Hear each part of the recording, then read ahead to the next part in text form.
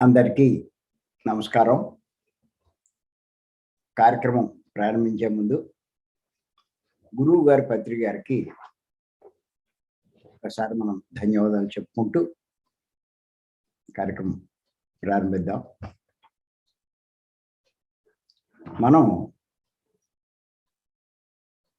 విగ్రహారాధన మీదే ఎన్నో టాపిక్లు చెప్పుకున్నాం. దేని మీద చెప్పుకుంటున్నామంటే మంత్రపుష్పం మీద. ఎందుకంటే ప్రతి ఒక్కరికి పూజ చేయించడం ఆనవాయితీ. చేసిన తర్వాత ఆ పూజారులు బ్రాహ్మలు మంత్రపుష్పం చదువుతారు. ఆ మంత్రపుష్పం చదివినప్పుడు చేతిలో పూలు పట్టుకుని ఆఖరి పళ్ళెల్లో వేసి ఆ విగ్రహం పాదాల దగ్గర ఆ పువ్వులు వేస్తున్నప్పుడు వీళ్ళు దండం పెట్టుకుని కోరికలు కోరతారు. అంటే మంత్రపుష్పము అంటే పుష్పం సమర్పించి కోరికలు కోరుకోవడం కాదండి. చాలామంది అదే అభిప్రాయం. కాదు. అది ఎంత అద్భుతమైనటువంటి సందేశం అంటే మంత్రపుష్పం. వేదాల్లోని తైత్తరీయ ఉపనిషత్తు, దాంట్లో చెప్పబడినటువంటి మంత్రాలు.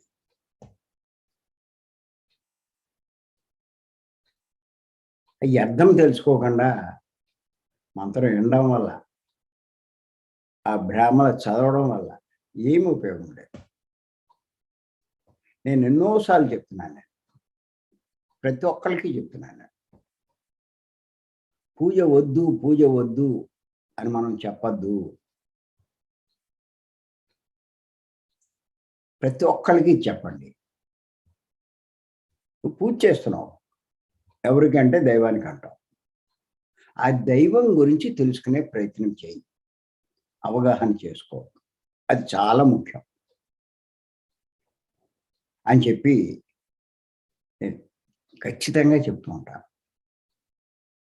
నువ్వు ఎంత అవగాహన చేసుకుంటే దైవం పట్ల నువ్వు ఎలా ప్రవర్తించాలి, ఇది నీకు బాగా అర్థమవుతుందంట. అంచేత అది తెలుసుకోవాలి. చాలామంది అంటారు, మరి దైవం గురించి నాకు ఎలా తెలుస్తుందంట. భగవద్గీత చదవండి, ఎన్ని విషయాలు తెలుస్తాయి భగవంతుడి గురించి. మరి ఉపనిషత్తులు చదవండి, భగవద్గీత ఎన్ని విషయాలు తెలుస్తాయి. వేదాల దాకా మనం వెళ్ళాం, అక్కడికైనా చదవండి. కానీ ఇప్పుడు చాలామంది న్యూ ఏజ్ బుక్స్ అని చదువుతున్నారు. ఈ న్యూ ఏజ్ బుక్స్ వల్ల అసలు భగవంతుడు అంటే ఏంటో సరైన అవగాహన పోయింది ఎవరికి. చేత ఈ న్యూ ఏజ్ బుక్స్ చదివే వాళ్ళంతా కూడా పూజలు చేస్తూ ఉంటారు, ధ్యానం చేస్తూ ఉంటారు. ధ్యానం కూడా ఎవరికి నచ్చిన రీతిలో వాళ్ళు చేస్తూ ఉంటారు. పత్రిక గారు చెప్పారు, న్యూ ఏజ్ బుక్స్ చదవాలి, చదవద్దని నేను అనరు. ఎక్కువగా న్యూ ఏజ్ బుక్స్లో ఆయన చెప్పేది ఏంటంటే ఆఫ్టర్ డెత్ విషయాలు చాలా ఉంటాయంటారు. అంటే వీటిలో లేవా అని కాదు, వీటిలోనూ ఉంటాయి. కానీ ఇంకా డీటెయిల్డ్గా మనకి ఆఫ్టర్ డెత్ అన్నది అనే విషయాలు మనకు బాగా తెలుస్తాయి. ఆ లోకాల గురించి, ఉండేవాళ్ళ గురించి, అక్కడ ఏం జరుగుతుంది అన్నది, ఇలాగ ఇవన్నీ తెలుస్తూ ఉంటాయి. అది చేత ఇది తెలుసుకోవాలి, అది తెలుసుకోవాలి. అసలు ఇది తెలియసుకోకపోతే అది మీకు అసలు అర్థం కానే కాదు. అవి ఎంత చదివినా వేస్ట్. అందుకే మరి ఆ న్యూఏజ్ బుక్స్ చదివే వాళ్ళందరూ కూడా ఆ క్లాసులే చదివి వినిపిస్తారు. ఆ చదివే వాళ్ళకి కానీ చెప్పేవాళ్ళకి కూడా సరైన అవగాహన లేదు. భగవంతుడి గురించి అవగాహన చేసుకోవాలి అంటే ఖచ్చితంగా నేను చెప్తున్నాను, భగవద్గీత ఉపనిషత్తులు చదవాల్సిందే. అందులో ఈ తైత్తిరీయ ఉపనిషత్తు అని చెప్పి దాంట్లో ఆ భగవంతుని యొక్క వివరణ, విశ్లేషణ కొన్ని మంత్రాల ద్వారా వివరించడం జరిగింది. ఆ మంత్రాలనే మంత్రపుష్పము అంటారు. వాటి గురించే ఇప్పుడు మనం చర్చించుకుంటున్నాం. నిన్న ఒక పాయింట్ చెప్పుకున్నాం, ఒక మంత్రం మీద వివరణ తీసుకున్నాం. ఏంటంటే నిన్న మనం చెప్పుకున్నది మంత్రపుష్పంలో ఓం సహస్రశీర్షం దేవం విశ్వాక్షం విశ్వశంభువం. దాని అర్థం ఏంటంటే అనేక శరముల కలవాడు, అనేక నేత్రముల కలవాడు, విశ్వమునకు సుఖము కలిగించేవాడు. అది నిన్న చెప్పుకున్నాను. ఇవాళ ఏంటంటే ఇంకొకటి తీసుకుందాం. విశ్వం నారాయణం దేవమక్షరం పరమం పదం. విశ్వం నారాయణం దేవమక్షరం పరమం పదం. దీని యొక్క అర్థం ఏంటంటే విశ్వమంతా వ్యాపించి ఉన్న నారాయణుడు ఆయన విశ్వమంతా వ్యాపించి ఉన్నాడు. నాశనము లేనివాడు, పరమోత్కృష్టమైన స్థానమందు ఉన్నవాడు. పరమోత్కృష్టమైన, ఎంత గొప్ప పదాలు వాడారో చూడండి. పరమ అంటేనే గొప్ప, ఉత్కృష్టమైన, ఉన్నతమైన స్థానంలో ఉన్నవాడు.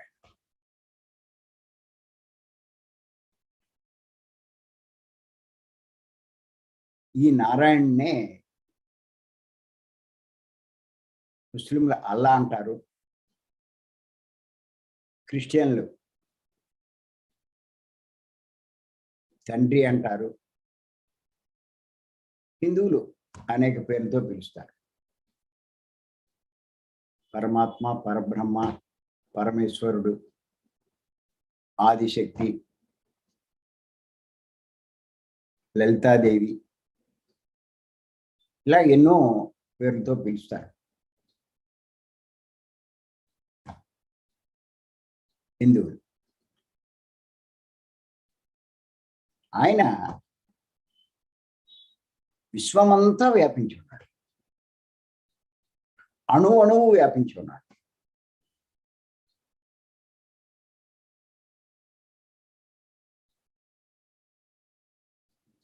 సమస్తము ఆయనే, ఆయనలోనే సమస్తము ఉంది. అంత గొప్పవాడు.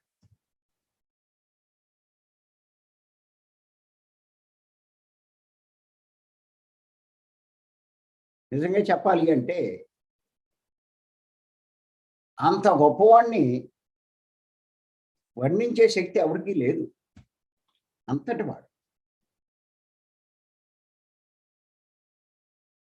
ఆయన ఎవరు పొగడలేరు, ప్రశంసించలేరు, గొప్పతనం చెప్పలేరు.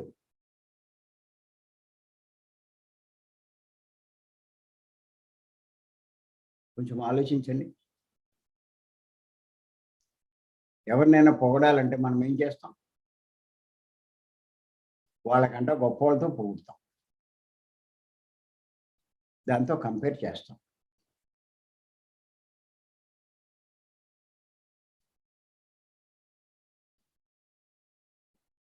ఇప్పుడు ఒక ఎమ్మెల్యే దగ్గరికి వెళ్ళి ఆయన పొగడాలంటే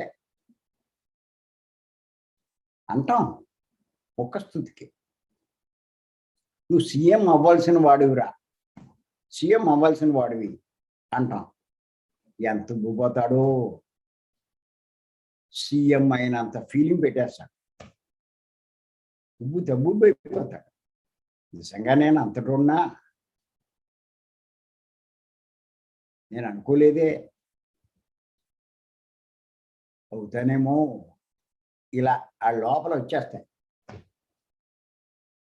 ఎన్ని రకాల ఆలోచనలు వస్తాయి. అది పొగడ్తండి. ఎమ్మెల్యే దగ్గరికి వెళ్ళి, నువ్వు కౌన్సిలర్ లాంటి వాడివి అంట. నీకెవడో ఇచ్చాడు ఎమ్మెల్యే, నీకు కౌన్సిలర్ కూడా నీకు దండిగే అన్నాను అనుకోండి, ఆయన పొగినట్టు కాదు. వాడి కింద వాడితో పోలిస్తే వాడిని విమర్శించినట్టు, తిట్టినట్టు. వాడికంట పైవాడు గొప్పవాడితో పోలితే అప్పుడు వాడు గొప్పవాడు. అసలు వాడికంట గొప్పవాడే లేనప్పుడు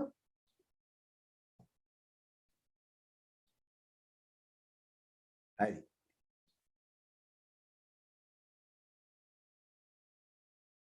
అంచేత అలాగా ఈ సృష్టిలో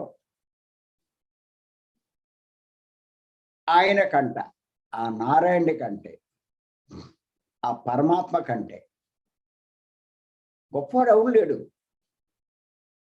ఎలా పొగుడుతారు?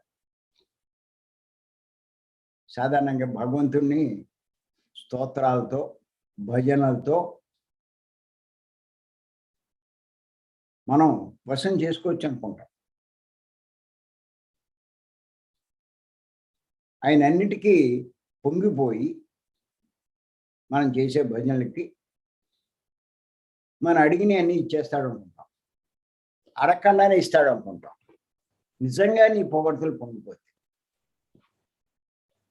అందుకే అంటారు, భగవంతుడు పొగడ్తలకు పొంగడు, విమర్శలకు కొంగడు. వీటికి అతీతమైన వాడే భగవంతుడు. నువ్వు దేవుడు అనుకో, ఏమనుకో, ఆయన్ని నువ్వు అలా వశం చేసుకోలేవు, నీ వల్ల కాదు. అంతటి వాడైనా.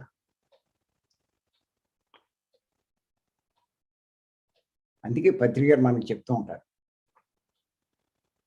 ఏమంటారంటే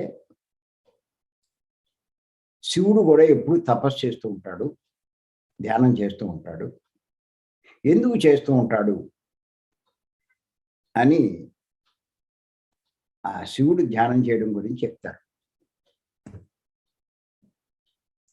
ఇదే చాలా మంది సందేహం వచ్చింది. అందరూ శివుడిని ధ్యానిస్తూ ఉంటే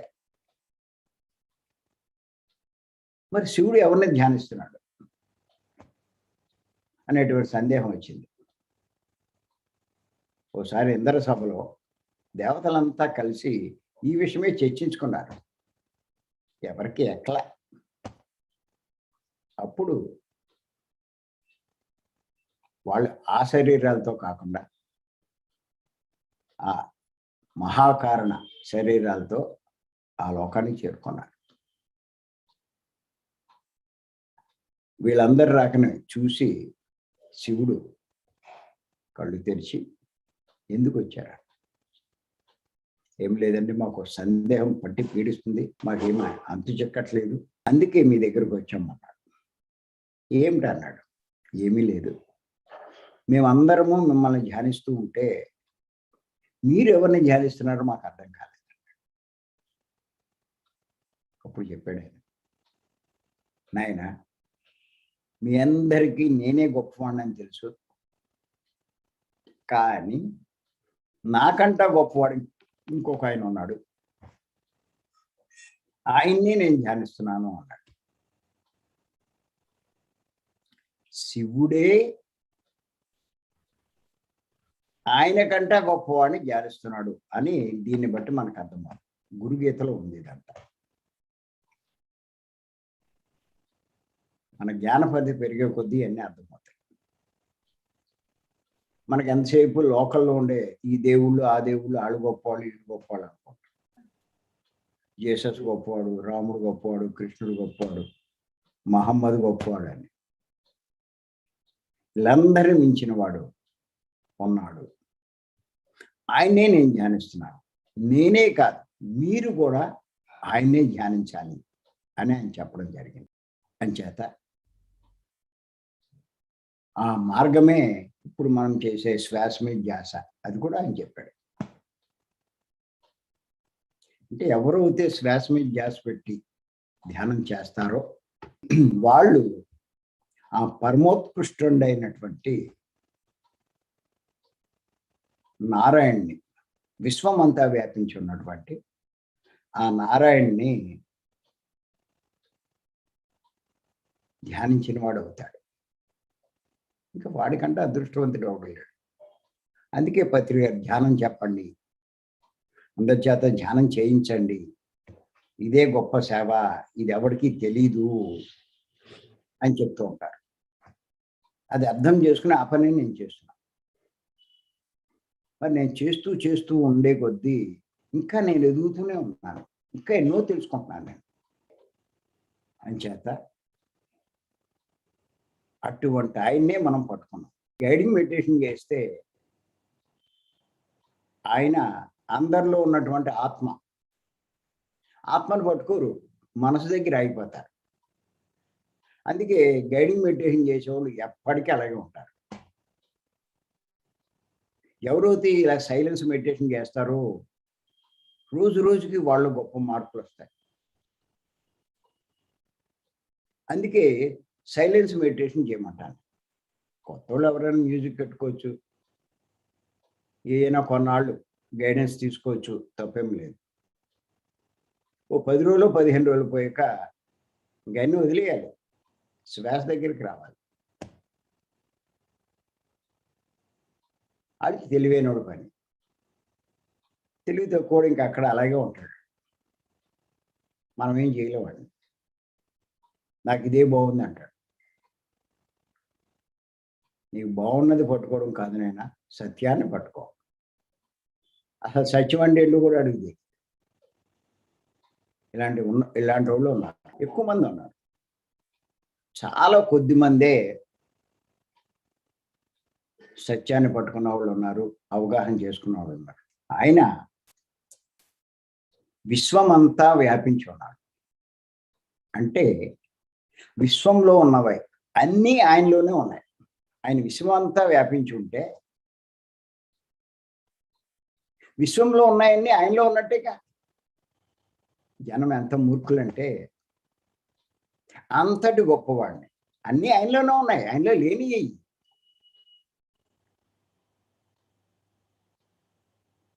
ఆయనకి 2 అరటిపళ్ళు ఇచ్చి వశం చేసుకోవచ్చు అంటారు. ఓ కొబ్బరికాయ కొట్టి ఆయన వశం చేసుకోవచ్చు అంటారు. ఆయనకి నువ్వు ఇచ్చే కొబ్బరికాయ ఏం మొలకాయ, నువ్వు ఇచ్చే అరటిపళ్ళు ఏం మొలకాయ. తోటలు ఆయనలోనే ఉన్నాయి, అరటిపళ్ళు లేవా? నువ్వు ఇచ్చే అరటిపళ్ళు ఏం చేసుకుంటాడు? ఆయన వర్షాలు కురిపించకపోతే నీకు అరటిపళ్ళు లేవు, కొబ్బరికాయలు లేవు. అన్నీ ఆయనే ఇస్తున్నాడు అందరికీ. ఆయన ఇచ్చిన దాంట్లో 2 ఇచ్చి నేనేదో గొప్పగా పూజ చేసేసాను, ఆరాధించేసాను అనుకుంటారు. ఎంత మూర్ఖత! ఇదంతా ఎందుకు చేస్తున్నారు? ఆ భగవంతుడి గురించి అవగాహన చేసుకోకపోవడం వల్ల. అందుకే నేను భగవంతుడి గురించి ముందు అవగాహన చేసుకోండి, ఇది నేను చెప్పేది. భగవంతుడి గురించి అవగాహన చేసుకోకపోతే ఏం ఉపయోగం లేదు. నువ్వు చేసే ఆరాధనలన్నీ వృధా అవుతాయి.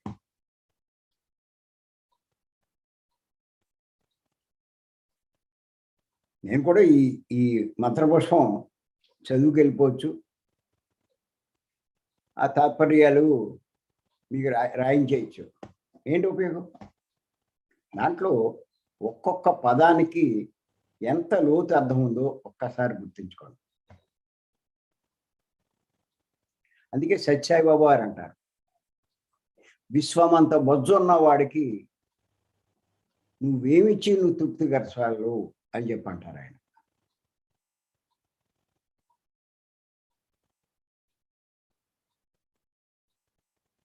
నువ్వు ఇచ్చిన 2 అరటిపళ్ళు ఆయన కడుపు నిండిపోతాయా? అసలు నువ్వు ఇవ్వగలవా? అది చెప్తారాయన.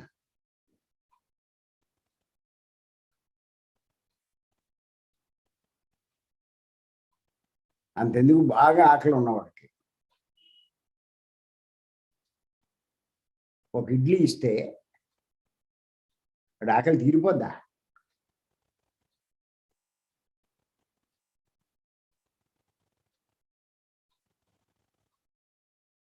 ఆయన తృప్తిపరిచినట్టు అవుతుందా? ఇంకా ఆకలిగా ఉన్న ఒక ఇడ్లీ కొంతైనా పనిచేస్తాడు. ఎంత విశ్వమంతా ఉన్నటువంటి ఆయనకి మనం ఇచ్చేవి ఏ మూలకి? అది కాదు. ఆయన్ని తృప్తిపరచవలసింది, ఆయన్ని ఆనందపరచవలసింది అది కాదు. ఏం చేస్తే ఆయన ఆనందపడతాడు అది తెలుసుకోవాలి. నేను ఇచ్చాను భగవద్గీత సారం, కృష్ణ సందేశం, ఇలా కొన్ని పుస్తకాల్లో భగవంతుణ్ణి ఆనందపరిచే. అవి కూడా గీతలో చెప్పిన శ్లోకాలే, అవన్నీ తీసి ఇచ్చాను నేను. నువ్వు ఆ పనులు చెయ్యి, ఆయన ఆనందపడతాడు. అయ్యి మానేసి అట్టుపళ్ళు ఇస్తే ఏ ఆనందపడతాడు? భగవద్గీతలో ఏమన్నాడంటే ఆయన శ్రీకృష్ణుల వారు,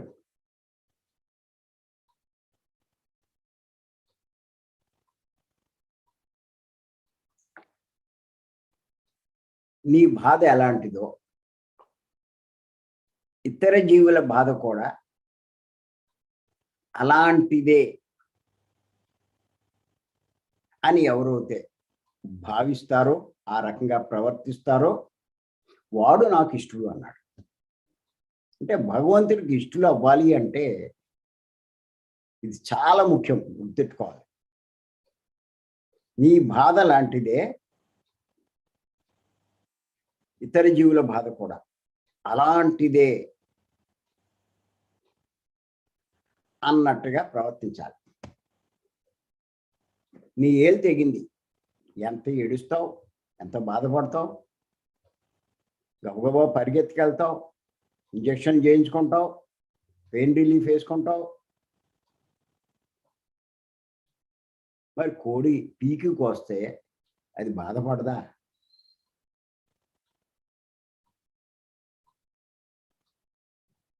మరి నువ్వు కోసేస్తున్నావు, నీ బాధ లాంటిది దాని బాధ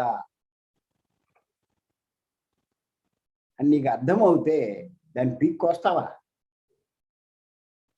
దాన్ని హింసిస్తావా? దాని మాంసం తింటావా?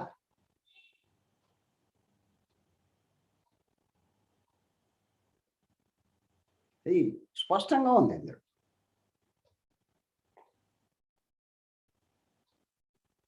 చేత అసమస్య కాదు ఇది, భగవంతుడి గురించి అవగాహన చేసుకోవడం.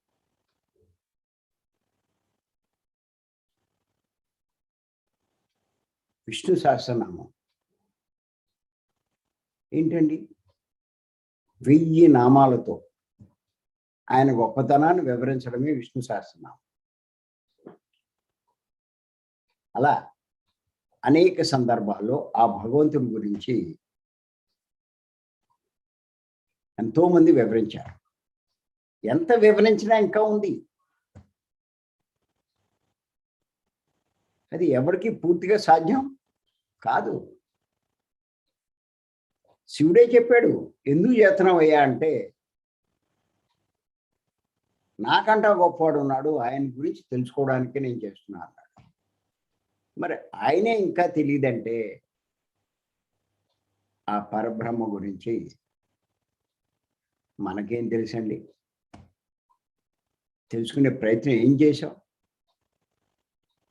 అందుకే నేనేమంటానంటే, ముందు భగవంతుడి గురించి అవగాహన చేసుకోండి, తెలుసుకోండి,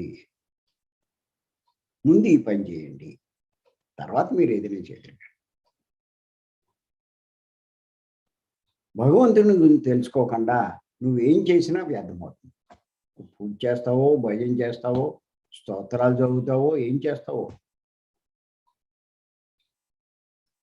నువ్వు ఇవన్నీ చేస్తున్నావు కానీ ఆయన అంటే అవగాహన లేదు.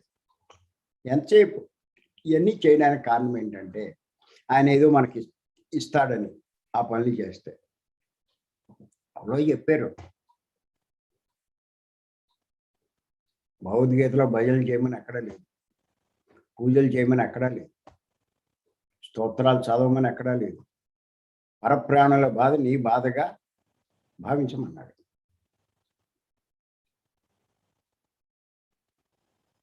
అది అందులో నువ్వు నేర్చుకోవాల్సింది. మాంసం తినేసి వచ్చి ఊళ్ళోకి వచ్చి గంట కొట్టి 3 ప్రదర్శనలు చేసేసి 2 అరటిపళ్ళు ఇచ్చేస్తే నువ్వు అడిగినన్ని ఇచ్చేస్తాడు అనుకున్నావా?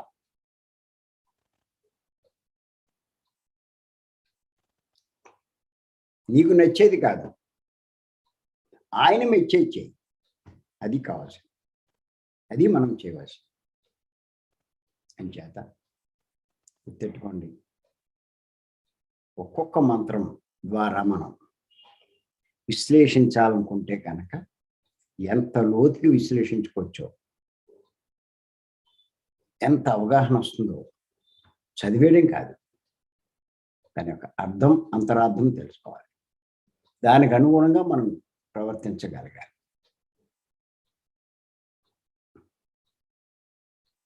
మరి అలాగే మీరు చూస్తే విష్ణు సహస్రనామంలో ఒక్కొక్క నామం గురించి మరి కొంతమంది పండితులు ఒక రోజే వివరిస్తూ ఉంటారు, అంత గొప్పది కాబట్టి. అది ఎప్పుడు మనం చేస్తున్నాం. చేత గుర్తుపెట్టుకోండి, అంతటి గొప్పవాడు ఏం చేయాలో కూడా, ఆయన ఎక్కడుంటాడో ఏం చేయాలో ఈ మంత్రపుష్పంలోనే చెప్పబడింది. దానికి అనుగుణంగా మనం ప్రవర్తించాలి. అన్నీ తెలుసుకుందాం ఇప్పుడు మనం. చేత ఈ అవకాశం ఇచ్చిన మీ అందరికీ నేను మరొక్కసారి ధన్యవాదాలు చెప్తున్నాను. Thank you.